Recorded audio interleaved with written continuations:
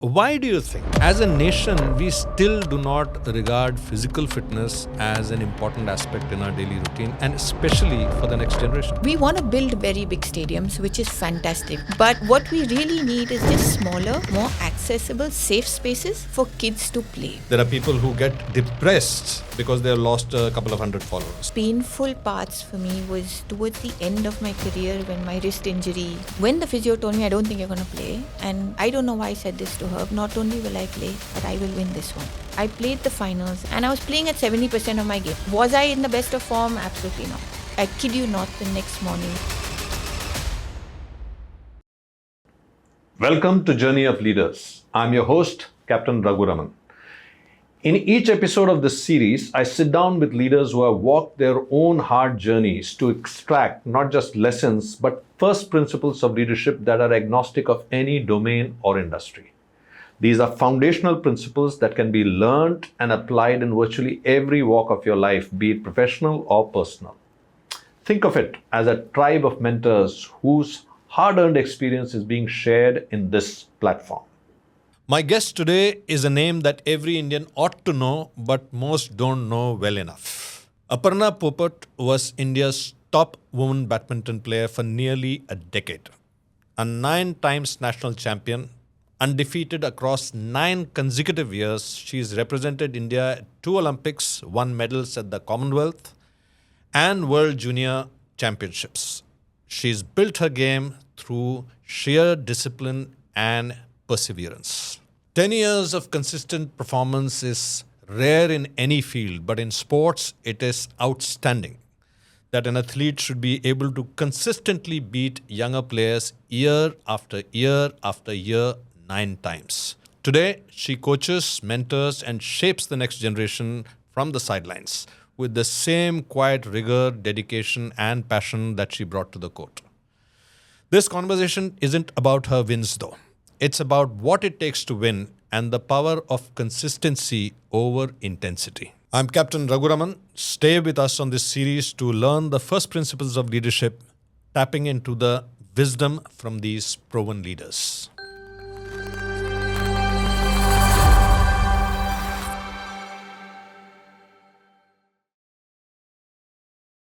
Thanks a ton for coming, Aparna, for this podcast. So before we begin, I'm not going to call you by your full name. I'm going to call you by a nickname. I'm sure you have a nickname. I do. It's Apu, Apu. spelled as APU. APU. Specifically. Was it also around the Asiad time? Yeah, exactly that. So I got dragged a lot during the Asiad where the mascot was APPU. APPU. So but because it's you're APU. half size of, so maybe APU. Huh? Yeah, just to be distinct. Just to be distinct. Everybody sees when the athlete is in the podium receiving the medal.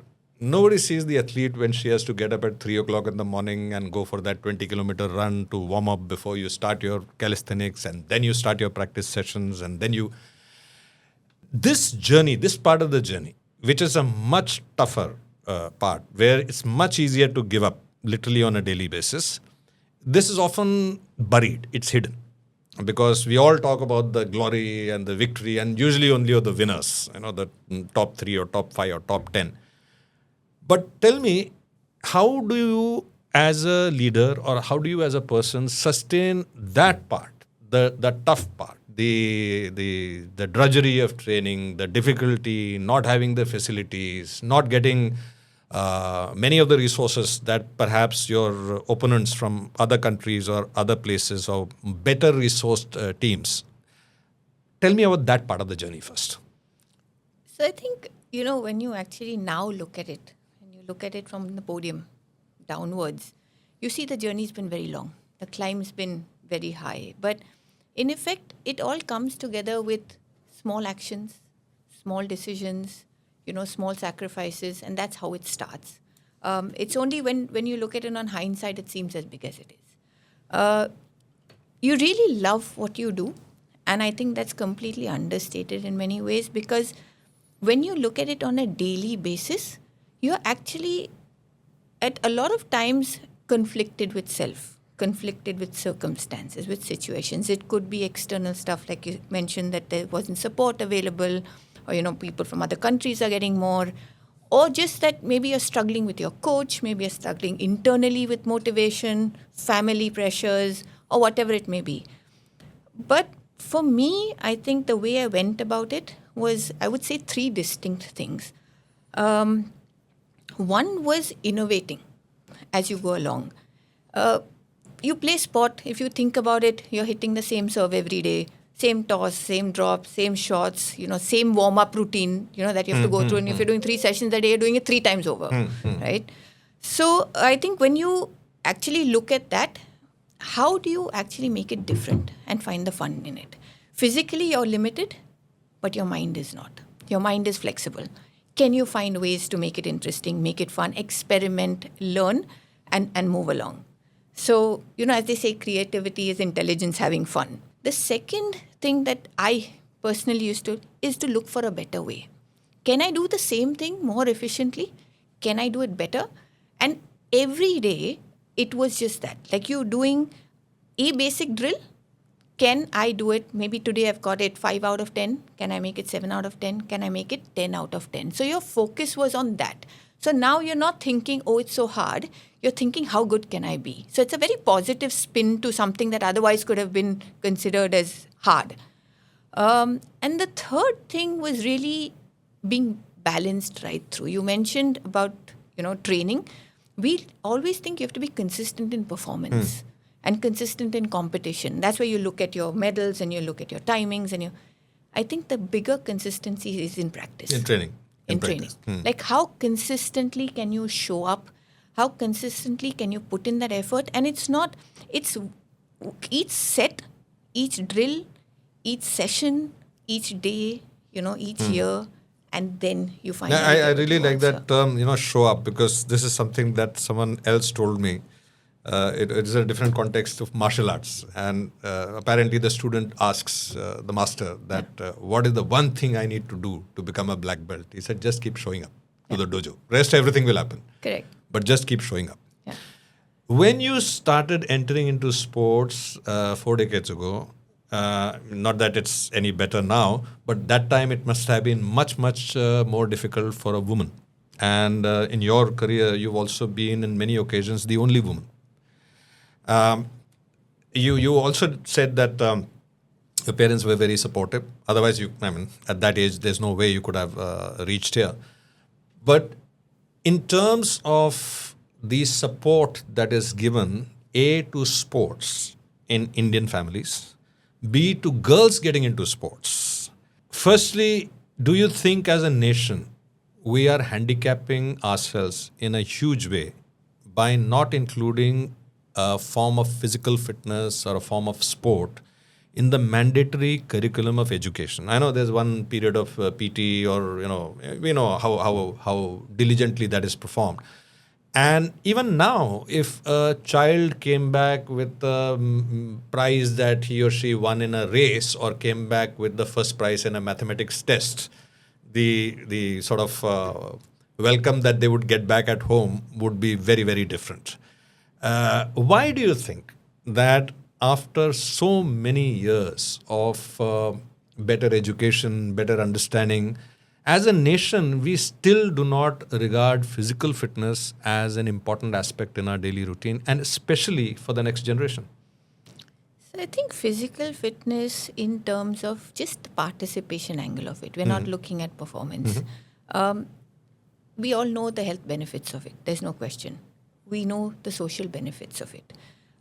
We know the mental benefits of it.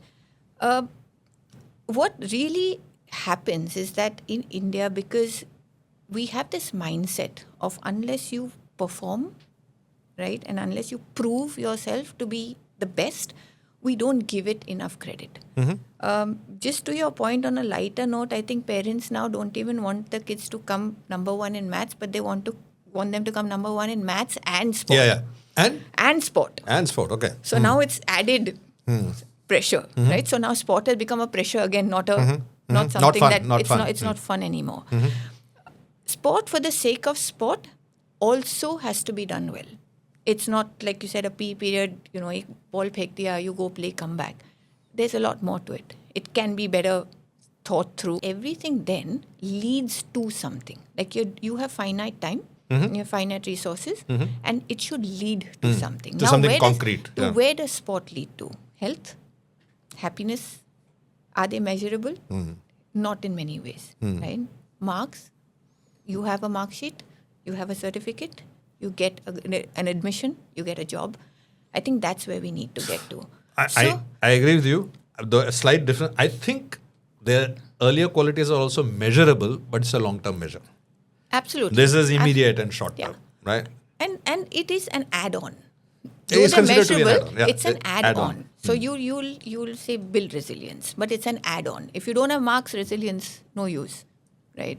So it'll be an add-on till such time that our system becomes so robust and accepting of actually getting an athlete who by then is a complete person. And I'm saying athlete just by somebody who's playing sport, not professionally. And then looking at those qualities developed and then saying, okay, this is the guy or girl and she or he is fit for the job. So let's then talk about, we discussed it earlier also, let's talk about the country as a system. So I was just going through some statistics when I was preparing for this conversation with you.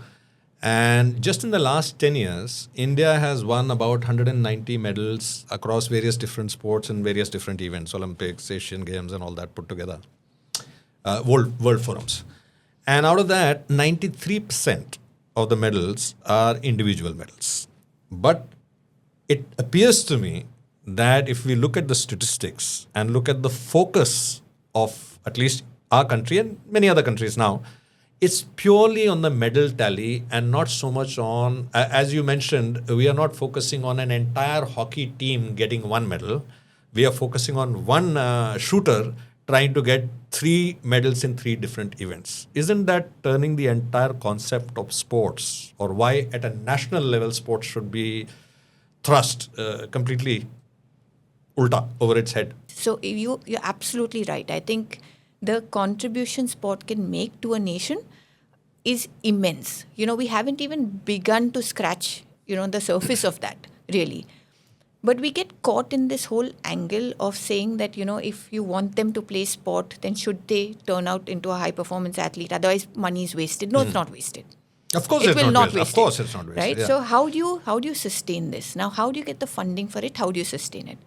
And at the same time, high performance does something for you. As you said, the inspiration, the pride you feel for the country, when you get together in a celebration and your diversity actually comes through, right? Through that, when you're accepting of that. I think for a country like ours that's so big and diverse, sport could bring us together, the unity aspect of it. So both need to exist and both need to exist with ambition.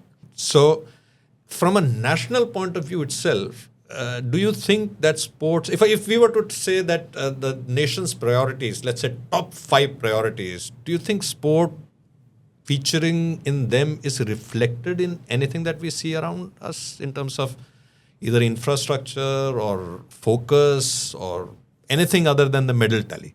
So my experience, when you go and give talks and you try to speak to parents because they're the ones who are decision makers where kid plays sport or not, and say sport's really important and it'll do great things for your kid, and then the parent comes and says, I've bought your story, so where should I send my kid? Yeah. I said that I don't know.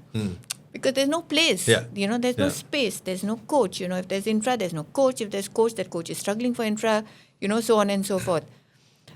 We want to build very big stadiums, which is fantastic because it showcases power, it showcases development, it showcases ambition, it showcases cricket, and then we win. So that's a good thing. But what we really need is just smaller, more accessible, safe spaces for kids to play. Because kids are kids. If you believe in the fact that kids love to play, I'm sure they still do. It's just that they don't have any place to do it. They don't have any place. And they don't have any safe spaces to do it. That's the thing. So when you say you need a healthy nation, you need sports. You need cleaner cities, cleaner water, all of those things. So I think there is a very clear dichotomy between what we say we need and what we actually do. The actions. The actions that we do. Yeah. Okay, I'm going to shift gears and start talking about your journey more as a woman leader.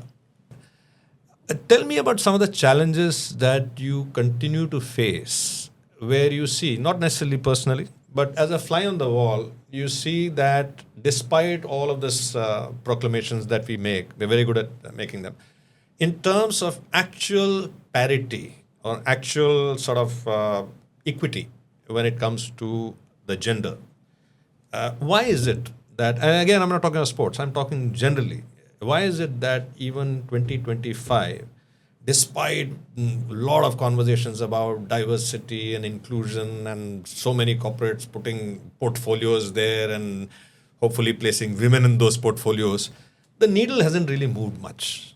Yeah. I think it's going to be several years before we actually, find that equity and equality. I feel just two things. One is acceptance and stereotyping. And the second is the internal makeup of a girl or of a woman. I think what they hear really becomes their inner voice. And that has got to change. Because the strength is there. But how will it change? You're saying yourself that in 70 it's got better, but it's not changed. What would be that intervention? What would be that shake up to the society and say, wake up, we've got 50% of our workforce which is underutilized in pretty much every which way. What would that action be? I think the women's cricket team winning the World Cup. Just to say not that they won the medal.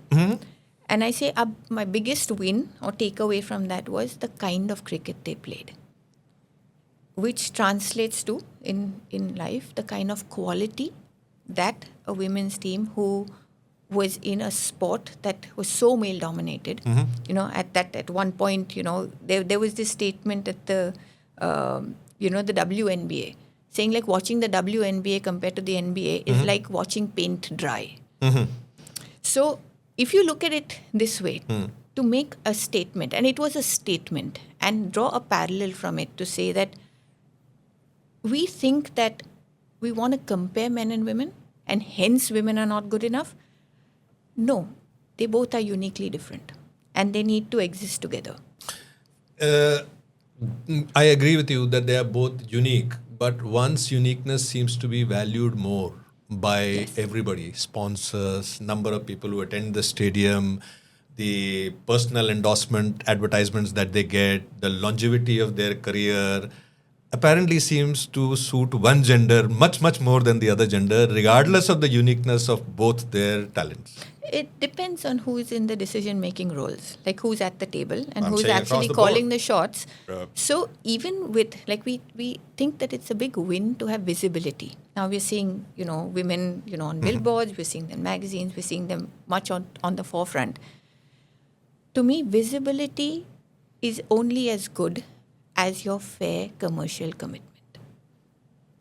If you pay for it, it is valued. If you're not willing to pay for it, unfortunately, it's not valued. That's my point. We're not happy to be on, on billboards and to be on magazine covers and to be, invited to big events and just be there.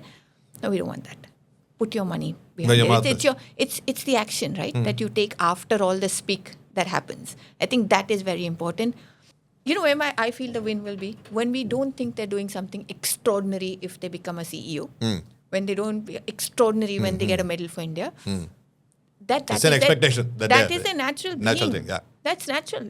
Like, you shouldn't be saying, oh, the female athlete got us. Athlete. I'm going to now pick on what I think will be far more useful will be useful to our younger listeners. Arguably, sports is one arena where stress plays a takes a very, very big toll. And you obviously have been at the receiving end of it for a very long part of your career. Right? And stress is also like a muscle, like willpower, resilience is a muscle. And one can hold a weight for 5 minutes, 10 minutes, 20 minutes, but not for 10 years. You were in the top slot for literally 10 years. What's your state of mind when you are going to go for an event, which is a high pressure event? Adversary is, larger than life. Now, describe that to me. So when you come under stress, physiologically what happens to you? So one is you feel your heartbeat. It's racing. It's really racing. The second is decision making. Like, shall I take the lift? Shall I take the stairs? and then you get stuck. Like, how difficult is it to decide? But in that situation, you're like, oh So God, you freeze. look what do You you do. freeze. In a way, you freeze. In a way, you're just like, going from one option to the other, but you're not really zeroing in on anything. The third is obviously physical reactions in terms of perspiration, in terms of, stomach starts hurting, feel nausea. A lot of and people all get the that. same thing when they go on stage, by the Yeah, way. absolutely. Felt all that. And then what happens in my case is that the racket comes in my hand. Okay. Now the racket is your calming factor. The muscle memory. It's just a calming factor. Okay. Like, this is mine. I have something in my hand. So it's very important to find that one thing in your hand. It could be a racket. It could be some object that you hold dear. It could be something familiar that gives you It that could be peace a and calm. totem kind of a thing or whatever. Anything that sort of calms you and earths you from that situation. The second thing I found was, don't fight it. You can't fight it. You can't fight it, yeah. So don't say, how do I stop it? Yeah, I'm really nervous. Now what do I do? Now what do I do? I think slowly and gradually shift your attention away to something that's doable, that's actionable. Give me an example. Like, what would you do when you are like in that panicked state between the lift and the stairs? What would you do? I'd probably put my bag down. Back down, okay. Okay. I'd probably tie my shoelaces. Shoelaces. I was going to say that. Maybe tie your shoelaces again. Tie your shoelaces. Maybe you'll go to a board and just read something. Okay. Maybe let one lift elevator come and go. So that you don't have to. Things like whatever's around you, I think is just being mindful of what's around you. Don't fight it, but move to something actionable. So the moment you start doing and you get that done, your mind shifts away.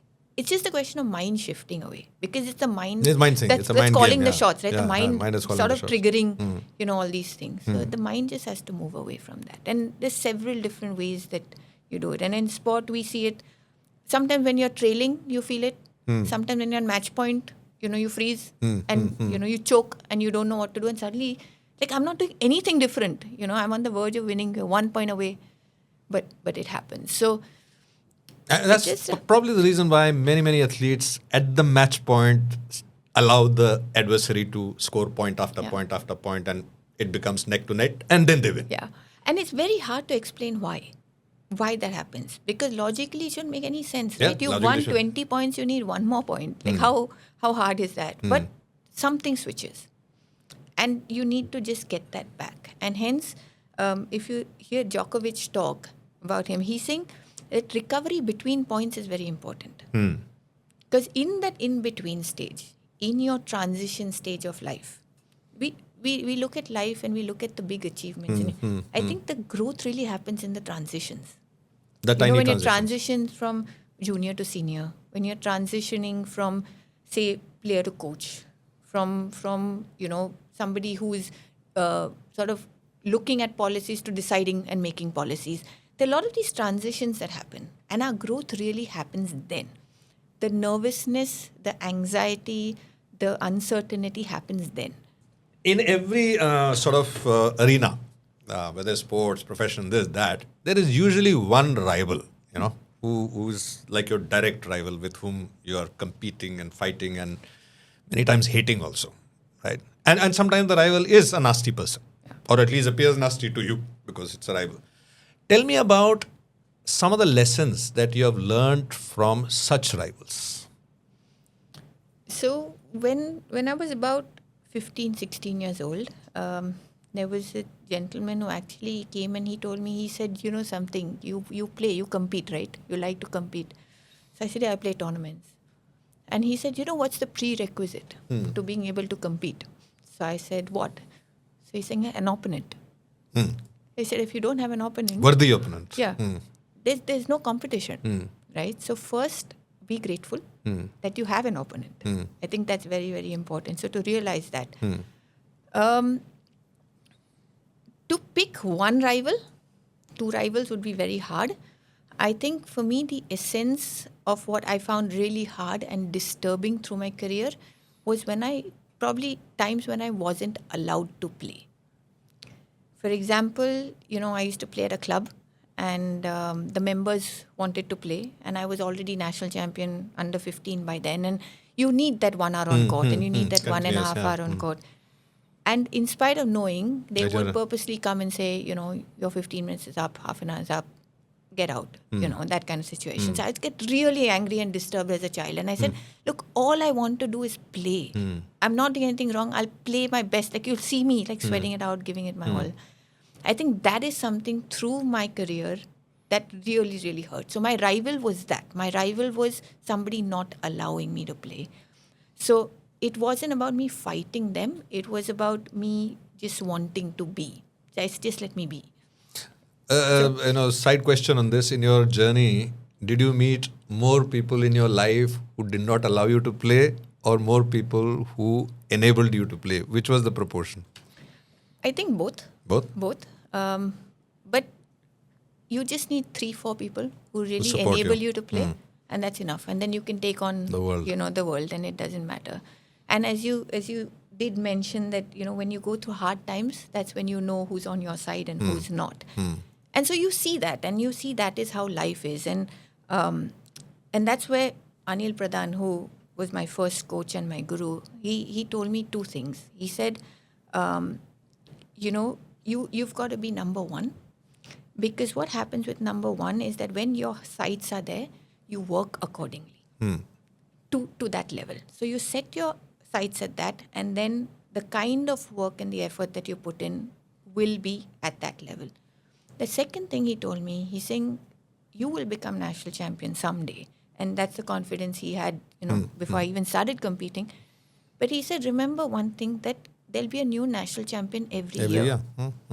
So don't hold on to it too tightly, because it will come and go. And you will always start at zero again. So ensure that your effort and your attention is towards the journey and towards your practice and not towards the result. Don't get too attached to it. So these sort of things remained with me for a very, very long time. What if you were to create a decathlon athlete, right? Not somebody who is good in only one particular event, but is sort of good in all events. And I don't mean, I'm using the sports metaphor. He's also a good citizen, he's a good leader, she's a good social leader, all of this stuff. But using sports, because that's your forte. What would you do if you had to? And the resources was not a limit. The existing rules are, existing beliefs are not a limit. What would you do? I think you said not a limit, and the human psychology, when you say not something, that's first where your attention goes, right? So I only feel our limit is time. How we use our time, where we put our attention to, is what comes out. If you look at society today, you put away, and I'm not against gadgets and the digital side of life. If you put it away, you suddenly find there is time. I think there are things that you need to go deep into, because you need proficiency. Proficiency builds character, like mastery builds character. I want to expand on that. We'll come back to that. I know it does this, but I want to peel the layers. We'll do that. Yeah. And the second is a discovery phase. Can we balance both? If you lead a healthy life, if you have a routine which works for you, then it's fantastic. And they say, in fact, I read somewhere, and I somewhere believe that it's true. We talk about the loneliness epidemic. A lot of people are feeling lonely. You know what's the one thing that really helps them? Routine. One routine. They say that even for people who are depressed or who are... Just one routine. It could be as simple as... Drink a glass of water in the morning. It's as simple as that. Just as simple as that. Like whatever works for you. Now, if it's actually that simple, the next question is, why don't we do it? Like, what's making it so hard? And I feel a lot of us overthink it. It's actually not that hard. If you keep it simple, focus on the do and not on the what, because it'll follow. And, through my experience and, after I retired from competitive sport, that's what it was like. Now what do I do? Where do I stay? 8 hours a day? Yeah, and what am I going to do? What's my purpose? I was working at Indian Oil Corporation, proper 9-to-5 job, taking a file from this place to that place, and trying to get approvals done, and trying to with management, and then caught between the athlete and the management, and like, now whose side do you take? And what can't. And then you realize, like, life, it's so difficult, and I wish I was just playing, and it was so simple that you went for training 3 sessions a day. It was damn hard, but it was uncomplicated in many ways. And then At least you sort of control the said- variables. Here you don't control many variables. Yeah, and it's just different because you're still so unsure. Because you're not clear as to what your purpose or what your goal is. It was simple. If I just said, okay, I need to go to work, do a very good job at work, and then come back home, and then I'm free in many ways. I can eat my samosa if I want. I'm not training anymore. I can do that. So you missed a lot of samosas, rasgullas, gulab jamuns during your Olympic. I didn't miss them. I You're chose not to have them. Oh, you chose not to have them. Great. I want to I'll go deeper into that. You said depth brings in the ability to concentrate. In many ways, depth is also, you said, builds character. Depth is also meditation in a way, Yes. right? Because Yes. every incremental inch that you go deeper and deeper is harder and harder and harder. So first I want to ask you about that. When you say, when you go deeper, you build character, explain why. I think one is that it tests your resilience. Okay, in terms of, can you do it every day, over and over and over again? Can you do it in spite of? We talk about discipline, about having discipline. Self-discipline mostly. Having discipline and being disciplined are two very different things. Yeah. Right? So you have to be that person. You have to be disciplined. You have to want to get better at it or discover it much more, which means you will start looking at the subtleties. When can you look at the subtleties of anything? Is when you look close enough. When you care enough to look close enough. And then when you look close enough, in many things that we do, we either have a curiosity or we find a problem. It's either one of these two. Like, why did this happen? And if it's happening, why is it happening? And if it's happening, why can't it change? So these kind of questions that help you go deeper and deeper and deeper into a craft, you get it wrong. A lot of the times you go wrong. You don't understand it. And it's frustrating as anything. Like, I'm trying to hit a shot. It's just not going. I hit it yesterday, but today it seems Not to have happening, disappeared. yeah. Like, what happened between yesterday and today? But you're still trying to figure it out and say, no, I have to fix it. I have to fix it. So just being at it, being mindful, testing your character in that sense.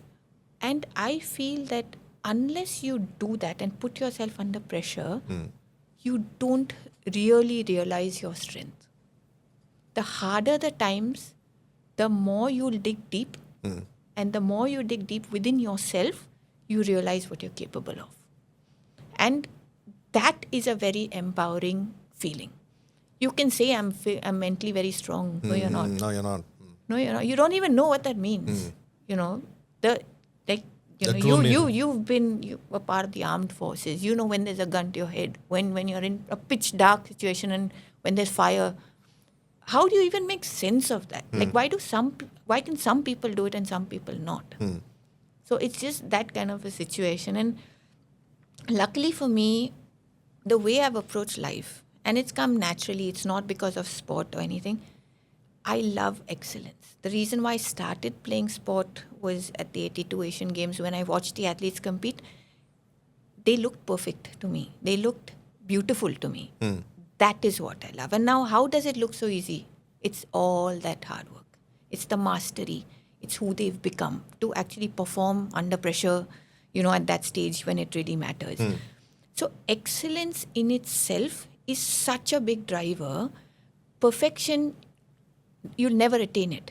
But the pursuit of excellence and the pursuit of perfection can take you through a lifetime happily and make you very fulfilled.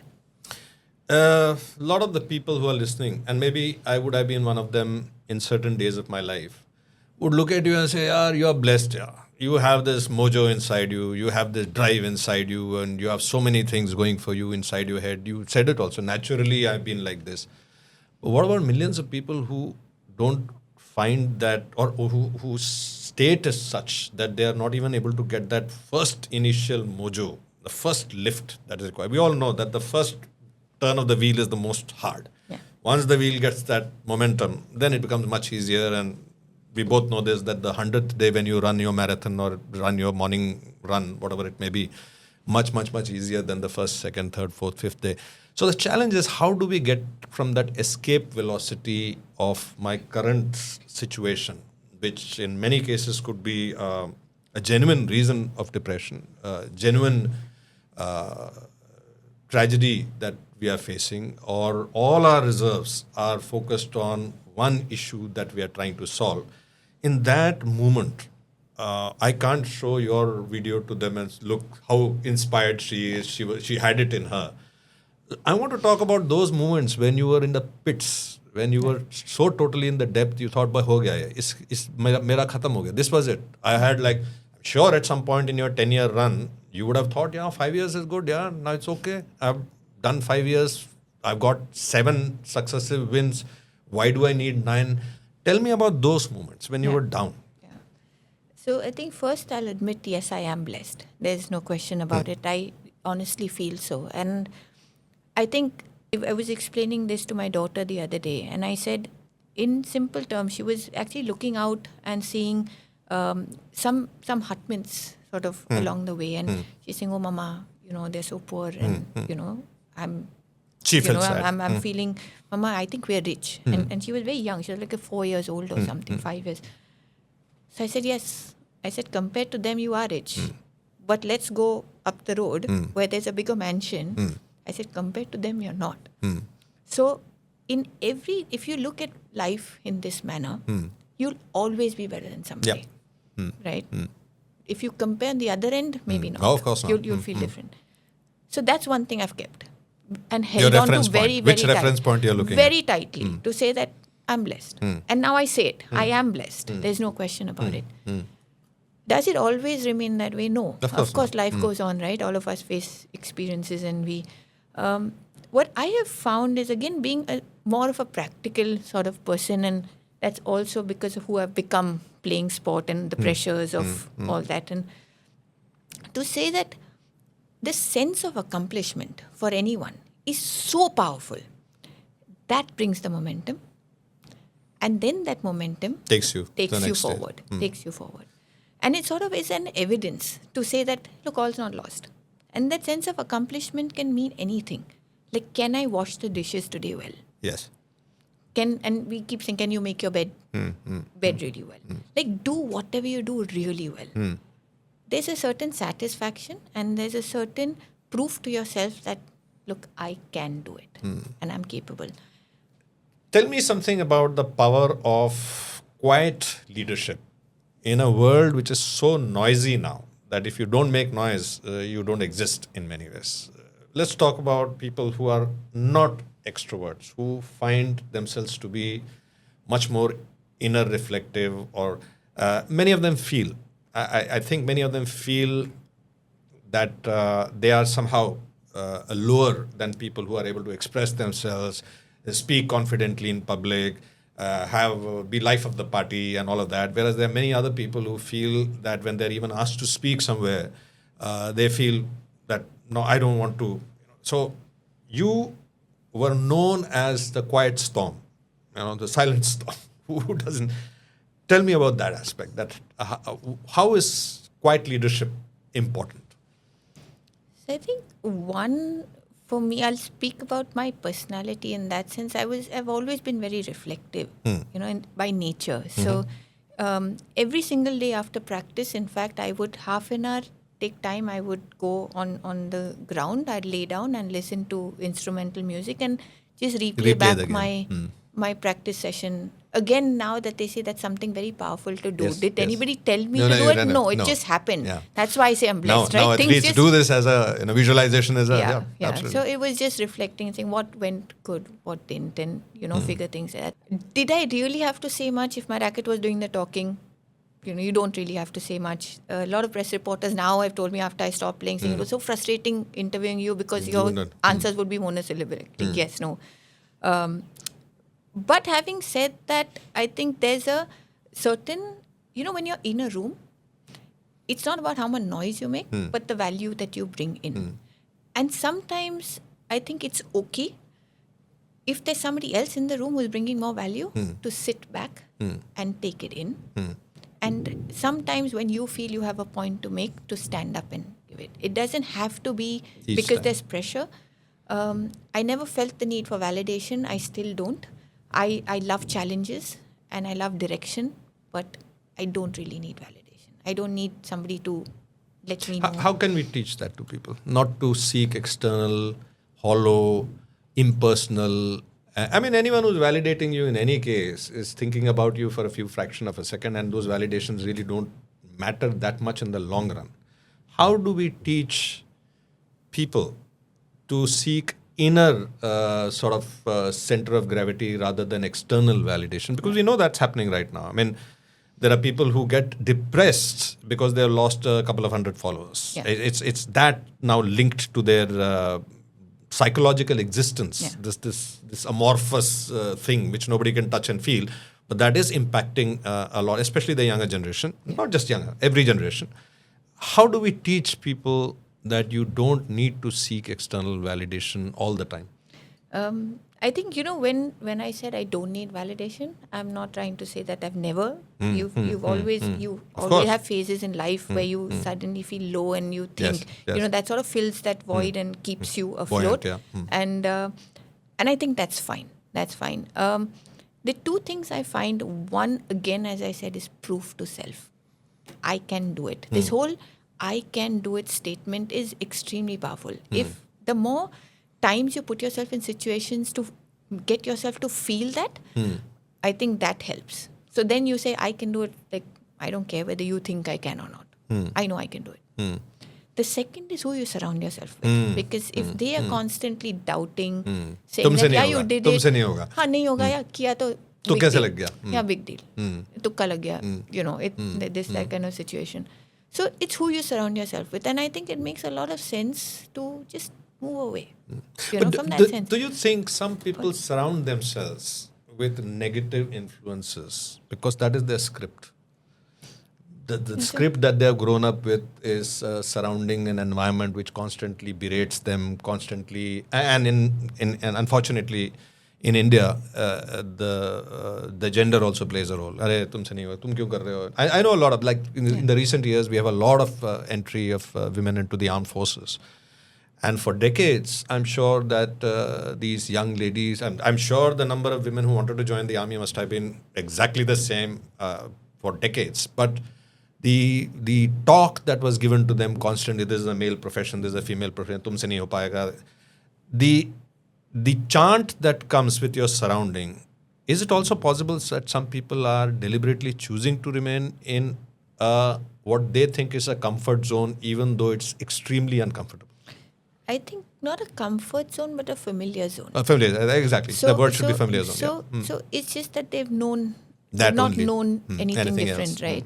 But having said that, there's also a certain energy that negativity can bring in you, and it gives you this, strength to say, you Karke said, dikhao. हाँ, करके दिखाओ. So if that can be channeled, it can't happen all the time. And it's, I feel, not the best situation anyway to be in that situation.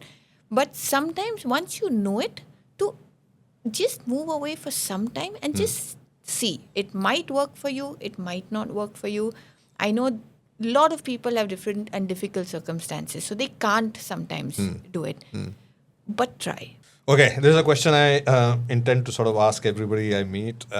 One or two things that, three aspects. One or two things that make you really mad. One or two things that make you really glad, happy. And one or two things that you wish, not you had, you can say you had, but there was. So one of the things that, and it doesn't have to be about sports or anything, that make you really angry from within, that make you mad. I think hypocrisy. I think I just... Give me an example. I don't... Like, give me an example of something that's like, what nonsense is this? A lot of things, right, are around you. Like you say one thing and do something completely different. Double standards with different people. One thing I really cannot stand is people discriminating on social status. Anything else that really gets you good? that pretending to be putting in effort. I was like, no, you have to put in effort. I think growing up in that kind of mindset to say effort and integrity are non-negotiable. Yeah. Few things that make you really happy. Really happy is to see somebody doing something they love, which translates to excellence, which translates to a meditative state. Kids playing. I think that I just love watching kids play. But yeah, I think these are the two things that I just want to sort of, in your thinking, excellence is something that we define for ourselves, right? It's not something, I mean, for a paraplegic, being able to walk 5 steps could be excellence. Yes. For a 9-time champion, it could be winning something which is an orbit shifting. So it's very relative to our own capabilities. It's not external validation of excellence. Absolutely not. It's that you think that you set your own standard and you think that you can achieve it and this would be something that would make you really proud. That is excellence. And then you work towards it, bit by bit, and then actually go out and achieve it. I think that's excellence. Excellence at the end looks simple. It looks fluent. It looks beautiful. And you do it calmly and easily. It's not a trudge. It's not a struggle. It's not something that you're doing because you want to prove something to somebody. You do it because you enjoy doing it. And that's where your calling is. That is excellence. So another question I wanted to ask, and you are again, this is a proverb that I have heard, so I need to ask you. They say that a bronze medalist is usually happier than the silver medalist because the bronze medalist thinks, at least I made it to the podium. Yeah. Where the silver medalist thinks, thoda sa aur karta to main gold mein aa jata. Yeah. So the most unhappy person in the podium is the silver medalist. And you've been there a few times. Yes. So tell me about it. I think having said that, the worst position is number 4. But Oh, of course. so- I'm talking the podium. I'm just saying. That's why I'm saying the number bronze guy is 4. thinking कि चलो मैं तो बच गया. Yeah. No, I think at the time that I played, honestly, there was no expectation. So the silver felt like a gold, in many ways. So the first, in fact, success that I got at the World Junior Championships was, I think, by far one of the best tournaments that I have played. Played not in terms of my performance played, but the experience and the experience of it. Because Cherished. we went in, absolutely, we went in having had no success in this event with 2 sets of clothing. Literally, because they thought, you're going to be out for sure. And now you start going into the tournament and you start winning round by round. I remember actually going to teammates and saying, kit, though, please, do you have shorts? Because we were in Denmark and you wash your clothes and they don't dry. It was in November. It was very, very cold. And then you suddenly find yourself in the finals, which is the 7th match of the tournament. You've beaten like the Chinese Taipei, the Korean in the semis, who was the number 1 seed. And just went along like in this whole, you're just going along with the flow. And in fact, it didn't even strike me. And by the 7th one, I was like really tired. There was no physio, no nutrition, so no sense of anything. My coach was not traveling with me. It was just a team coach, General coach. Sort of. Administrative more than. He was a coach, but not at that level. You're playing the World Junior Championships, you're playing against the topmost players. You've not had success. Now you don't know what to do. It's a new stage in many ways. So after we won the silver, we came back, had a small party, ordered pizza and all in the room. And I remember a friend of mine. So that's what saying athletes do, huh? When they eat pizzas. No, I ate burgers through that tournament and pizza and a chocolate milk because, You thought that was like energy drink. No. There was nothing else available. So you couldn't even get less than a liter. This was Denmark. So 1 liter you'd get of chocolate milk. Now, if you drink as much as you want, your stomach gets filled. You don't have allowance to, buy more.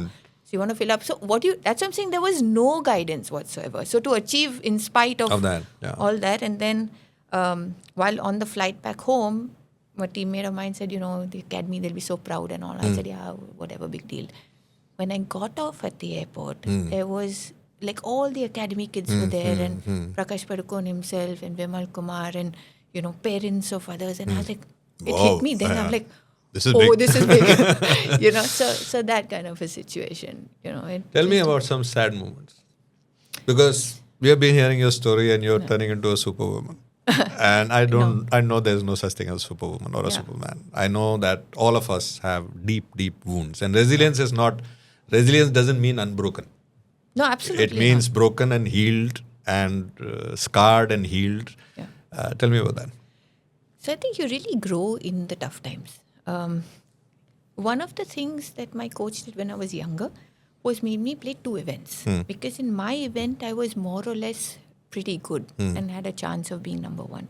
But he'd make me play an event higher. Like what? So if I was playing under 12, I'd also play under 15. And you play another event category. So if I was under 15, he'd make me play the women's or the under 19 and then the women's. Now, what this did was to keep you real. To say that you can win here. But there you are a bacha. But there you're a bacha. You're getting trammed. Okay. You're reaching only quarterfinals. And match, and then you're tough and you're trying hard. You're like scrambling against, the big guns. So it also accelerated learning, but it also kept me real. And I think that keep real is very, very critical, as you go along.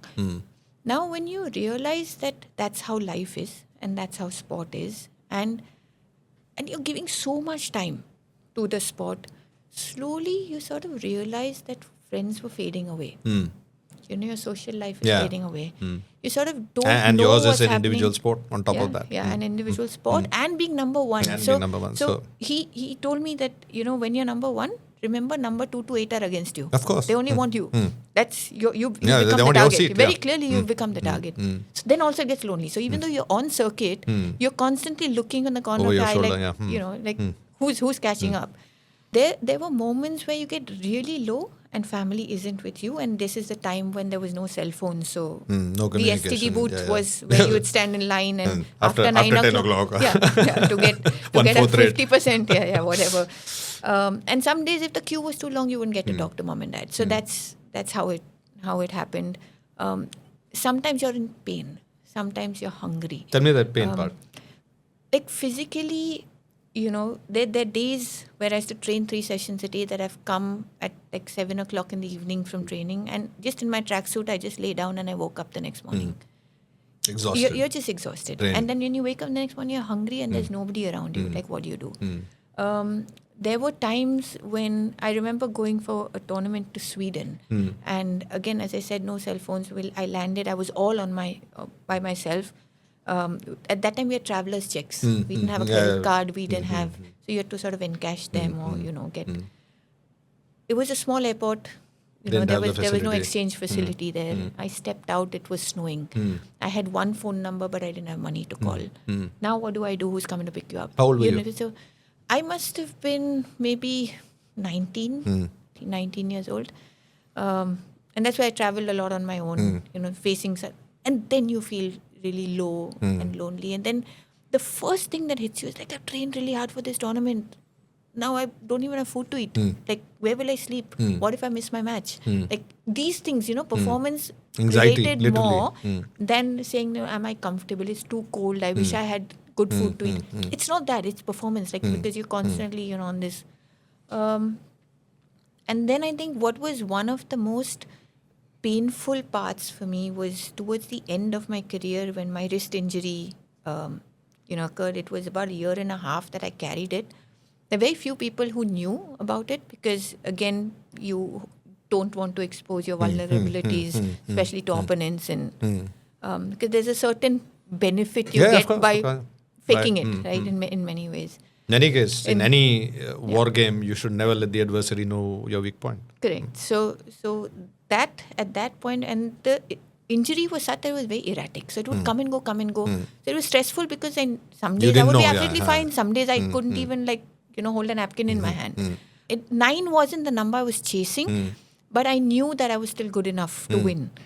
Except now for this, sort of mystery in a way to solve. And when the physio... But 9 was important. That would equal a record. On hindsight. No, it wasn't as important as it would appear to other Others, people. okay. Not to you. It didn't. It was just yet another nationals, and if I played the nationals, then I wanted to win. It was that. Like every year I wanted to play, I wanted to win. You didn't want to participate. No, I mean You you wanted to go win. there. Yeah, you know that, and you work accordingly. Like you prepare and you want to win. When the physio told me I don't think you're going to play, and I don't know why I said this to her, but I said not only will I play, but I will win this one, and I will come out on top. And she just said, "God bless you," and I left. And as the tournament went along, used certain strategies. I was not serving, forehand, and people thought it was a strategy. I was saving my wrist because I didn't know when the pain. And by then I knew what I could do and what I couldn't do and what were the chances I was taking. And I was playing at 70% of my game. I was fully cognizant of everything that was happening. Was I in the best of form? Absolutely not. But I think just the mental, that's why I said, you dig so deep then and said like every little bit of guidance, every little bit of experience, put it together and get through this, get through the finish line on this one. And I played the finals. I played Saina in the finals. I managed to win. Mr. Prakash Padukone was in the stadium at that point in time. I walked out a standing ovation, at number one, keeping my number one ranking in the country, remaining unbeaten. And I kid you not, the next morning my wrist pain was back. Wow. So it was God holding your wrist, saying, "Chalo, 9th time I'm going to hold it. Kal se dekh lena." Yeah, no, it just happens. And if your purpose is true and your effort is true, I really believe that the universe does conspire. Will it happen when you want it to? Oh, I'm sure your opponent also must have been appealing to the universe, the same universe. So how come the universe didn't conspire for us? So that's what I'm saying. It doesn't happen when you want it. It happens when it's meant to happen. And there's certain things, no matter what you want, there's a higher power that I believe that'll take over. But that will only be accessible to you if you put in that kind of work day in and day out with that kind of intent and clarity and truthfulness and honesty. It'll happen. And just sometimes you can go through a lifetime and find it right at the very end. Sometimes for people you'll find it very early. But if you believe you'll find it, it'll come to you. There are some people who believe that if you find it towards the latter part of your life will be more enjoyable because you're in pursuit. And if you get it very early, and after that there is it's a cold, dark desert because you won your best. If you could give an advice to your 18-year-old, not you yourself, but to an 18-year-old from where you are today. Of course you, but representing many other, kids who are between 18 to 20, 21, who are struggling in their own matches. They are struggling with their own broken wrists. They are struggling in their own Swedens. They are struggling in their own team not supporting them. They are struggling with adversaries who are far better trained, better equipped. What would you tell that person? Not just for that match, but for their journey of life. I think at that age, because, you're old enough to understand, you're also at the cusp of sort of making or starting off or making a life for yourself. I would say that keep preparing so hard. Keep working so hard. Because when opportunities come, they better find you ready. And when they find you ready, you will more often than not be ready to take them on, rather than, as I keep saying, limit yourself, because that's something I feel that I did at that age. You self-correct and you self-doubt and say, maybe I can't. Maybe I won't be able to. Let this go, another one will come. And you sort of adjust in many ways. You compromise on your And you compromise and don't do that. But for that, continue working really hard so that when it comes, it finds you ready. Okay, this is a funny question, but I want to ask you this. Is the 8-year-old version of you, when you look back now, did that 8-year-old version of you have more courage and more bring it on and more I really don't care whether I win or lose, and therefore that playing for the sake of playing, vis-a-vis when you are at your peak? Because at your peak you got a track record behind you which you have to defend. So just a question that, are we at our most expressive and most bindas when we have very less to lose, or we have already attained? I'm already there, so I should now take out all my, wild. Which one would be more courageous in your case? I think it's an interesting question. So I think as an 8-year-old, you'd not know enough to doubt and to stop yourself and hold you back, and hence your sort of free expression, feeling, loving, playing for. I think towards the end of my career, you have so much experience that now you know so much more, so you can be more creative and you can express and you can do things and you can take on more because you know you've handled it and You can take risks. and you can take risks because of what you have done in the past. So both ways, I think what remains the same, and I say my journey from that 8-year-old who held the badminton racket for their first time to representing India to Olympic Games, and then retiring and then moving on with life. What has stayed constant, and I feel one of my biggest wins, is that I still love badminton the way I used to on day one. Wow. And even today when I go to play, I'm so excited the previous night I pack my kit bag and keep it ready because I have to play the next morning. Most athletes or most professionals, once they reach the top, most bureaucrats, most corporate leaders, most CEOs, most politicians, once they reach the top, they don't leave it easily. Yeah. Many of them have to be literally pushed away or they have to die before they relinquish what they have got. Yet you, at the peak, chose to walk away. One could say that you walked away because you wanted an undefeated, sort of thing. And as you rightly said, by the 9th one, it was getting tough. So you decided, ab band kar dete when I'm on a winning streak. The other could be to say that, look, I have achieved what I wanted to achieve and I have lived that life. There is another life beyond this and I better get used to that life because this has to end someday. The sports is a field which has a glass ceiling in terms of the age. What made you decide to say, okay, this is the one, now I should leave?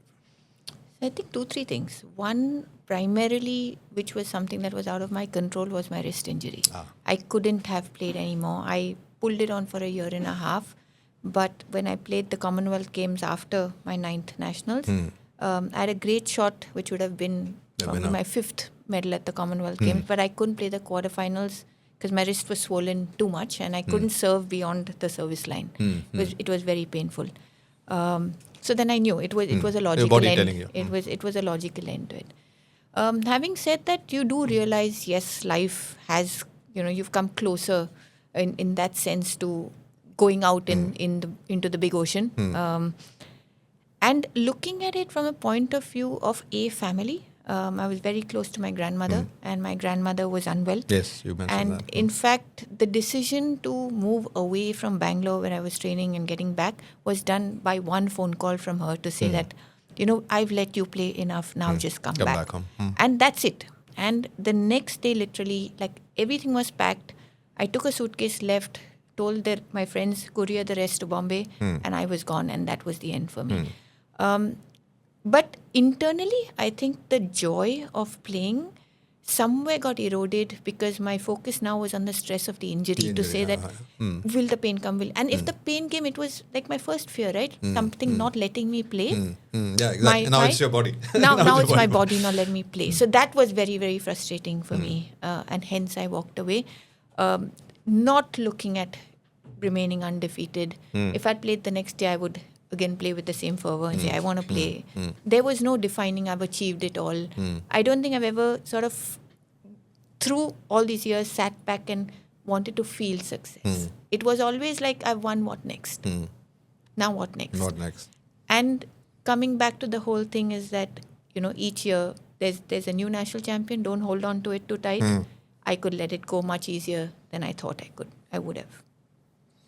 So this one, you have actually been a participant and a very active participant and an observer across 3 distinct generations. And of course, now there is a lot more awareness, a lot more social media. I don't think any one of these athletes will have to go to an STD booth. They probably have their different coaches with them and all of that. Do you think these athletes in the current era have it more difficult or easier? Because expectations are also high, competition is also high. All of this, very, very sophisticated sports science is available to everybody. So, Yeah.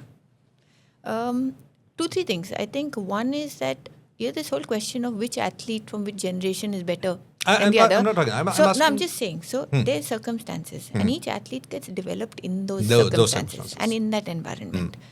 Now, at a time when Prakash Padukone played, and Syed Modi played, and they really pretty much had nothing. Nothing, correct. Correct, and the generation before them probably had even less. How they came out of it, how they found their resources. Of course, Prakash Padukone shifted to Denmark to train because there was absolutely nothing in India. Okay, which was also one of the reasons why he set up his academy in India. So that came out of a very different route. But that was only then one individual. Yeah, but that one individual set the inspiration for the next generation, for people like myself, who came and said, this is possible and, this can be done. And I remember when myself and Gopi Chand, and we played at the same era, played the Olympics together. And, we approached sport in a way to say now the Olympics is here, which got introduced, badminton got introduced in the Olympics only in 92. We said, now there's this whole thing of representing India and, doing us proud. And then we look at beating the Chinese and, this whole aspiration. Our vision was large, our dreams were big. But the support wasn't adequate. So while we worked really hard, we did the best we could with our resources, and I can 100% speak for a lot of players of my generation, they were better than they performed. They genuinely were.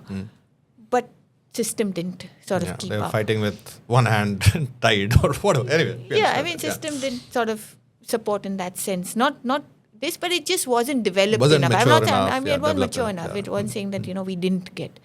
And then you cut to 2000. So 2007 I retired. 2008 I'd look at when India got with the Commonwealth Games were to be in Delhi in 2010. That's when the support really came into the Indian sport. That was a game changer. And once that happened, a lot of our sports developed. Not that games came and went. But the infra, the attention, the mind share, the ministries. Proof that Proof if we that put we in can funding, if we put in funding, we can get these many medals. And it not only did we get a highest tally at the Commonwealth Games, but it also carried through to 2012 when we got 6 medals at the Olympics. So you could see the benefit. And then because there was proof, now everybody said, chalo, now at least everyone wants a winning. Everyone really jumps on a winning bandwagon. Move the needle. No, it sort of shifted the whole bandwagon, forward. And I think that was the game changer. So do kids today have it harder? But they've grown up in this environment. So I'm not going to say it's harder because you can't compare. Yeah, you can't compare. Having said that, there's few observations about this generation that sometimes, you feel that, that kya ho raha hai? Sort of, the way they approach the game, the way they train. They want this vision, really big vision, but they get bored very easily. So the attention span and, boredom is, where you build mastery because they're doing the whole thing over and over and over again. And again, yeah. So they want that, but they don't want to do this. Imperfections, very intolerant to imperfections because they're so used to everything being filtered and edited and, sort of framed in many ways. And so if one session goes bad, they're like, it's like a crisis. It's like the end of, God, what am I going to do? They think of resilience. And I find this really, really weird because they're tough. Give them a tough session, they'll take it. But if you show them that somebody's done something better, then be like, oh, I'm not good enough. So this whole, the resilience is more temporal. Through comparison is a problem. Not comparison with self. Comparison outward. And to actually look that today they have all the resources. Everything is there available to them. Then why do they limit themselves? And because they limit themselves, I don't think they've really even realized what they're capable Full potential is. And their full potential is. So these are just few observations that I still haven't figured out, but it's just something that I think about very often. I have a daughter who's very young, so you want. Is she also into badminton? No. Not at all. No. Okay. Especially for girls who are in tier 3, tier 4 cities, which would be kind of reminiscent of where you were 40 years ago, if they could take out one message from our conversation, right? Because you talked about a lot of resources, but that's mostly in the metros. That's mostly for privileged people. But I'm sure there must be middle class, lower middle class, a lot of, I'm 100% sure, really, really high potential kids out there who are listening to this, maybe 8, 10, 12, maybe their parents. What can they take away from your story and the current environment? So, recently I did a talk at IIT and there were, in fact, an auditorium full of girls from tier 2, tier 3 and rural areas. And I was so amazed by their questions, by their dreams, and just by their hunger to actually sort of figure out, like, how can I get from there. point A to point B? And not afraid to ask. Sometimes you want to get, but you don't, you're scared to ask. I said, what worked for me? I don't know if it worked for you, but to, see your parents, for your parents to see you enjoying something so much and you working so hard at it that they don't have a choice but to allow you to do it. Otherwise, they'll break your heart. To allow you to do it, right? So I think just that earnest effort and honesty, and I'm not going to use the word hard work because it's a prerequisite for anything you do in life. But just be honest about it and be so relentless with it that then you leave people with no choice. They have to relent. They have to relent. Definitely, athletes have a lot more visibility now. A lot more, there's a lot of glare on them. If they win, the celebrations are huge. If they lose, the trolling is huge. So definitely this high and low, at least from external, is far, far more than what it used to be 10, 20, 30 years ago. This additional pressure that is coming on the generation, including your daughter, how do you think sports or this centering or your 40 years of experience of a sadhana that you did, this was a pursuit. It was not, medals and all were incidental, but it was a sadhana, I think is the better word. How do you think that might help? I think what really, to deconstruct everything that happens around you, what is really the essence of it? The essence is preparation and performance. Everything else, the world will spin around you. If these two things are not there and they are missing, then there's no meaning to anything else. The world will continue spinning. Whether you perform or you don't perform, and the perform dictated by how much you prepare, it's as simple as that. Now, that's where your attention should be. Because without that, nothing has meaning. And it will not happen. And everybody to realize everybody has their own agenda and their own place and space. Social media has its own space. It can be very useful, but not, right? Sponsors have their own space. Your family has its own space. Community has its own space. Your friends have their own space. But if you are thinking that you want that through something that you are doing, then just do that thing. And leave everything else up to, You do make your reels if you want, and you do all that. Nobody's going to stop you, and it's great. It's great, yeah. Attention's great, and it's fun. Like, you see the reels, and they're really good fun to watch. Do all that, but not at the expense of your core focus. Yeah. Thank you very much. Well, thank you. It was a pleasure, and I'm so happy to meet you. Thank you for joining us on Journey of Leaders. If today's conversation resonated with you, take a moment to reflect on the principles we have uncovered and how they might apply to your own journey. Leadership is not about titles or positions. It's about choices, consistency, and the courage to act when it matters the most. The wisdom shared here comes from the lived experience, tested in uncertainty, refined through adversity, and strengthened over time. I am Captain Raghuraman. Stay with us as we continue to explore the first principles of leadership, one conversation at a time.